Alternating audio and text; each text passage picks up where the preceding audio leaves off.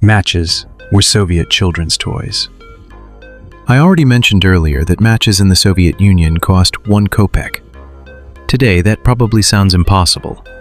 1 kopeck was the smallest Soviet coin, and a box of matches cost exactly 1 kopeck.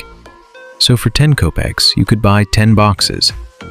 Usually, my parents gave me 30 kopecks for school. That was enough for a full lunch. Soup cost 5 kopecks. Compote cost 3. The main dish cost 15 or 20.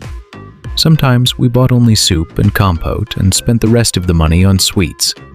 Tula gingerbread, pastries, ice cream. Soda water also cost almost nothing. 3 kopecks with syrup, 1 kopeck without.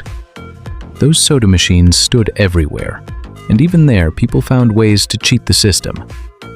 I remember someone finding little metal discs at a dump that looked almost identical to Soviet 3 kopeck coins.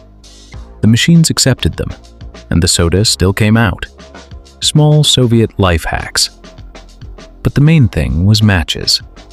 There was almost nothing we did not do with them. Honestly, matches were probably one of the main forms of entertainment for Soviet children. We crushed match heads onto curbs.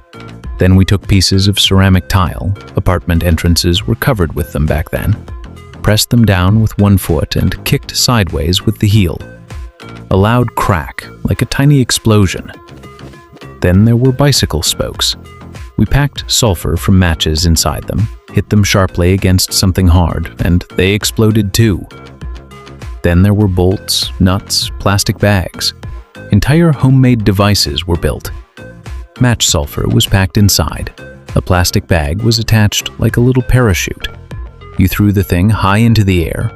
It floated downward slowly, turned in the wind, and then exploded loudly when it hit the ground.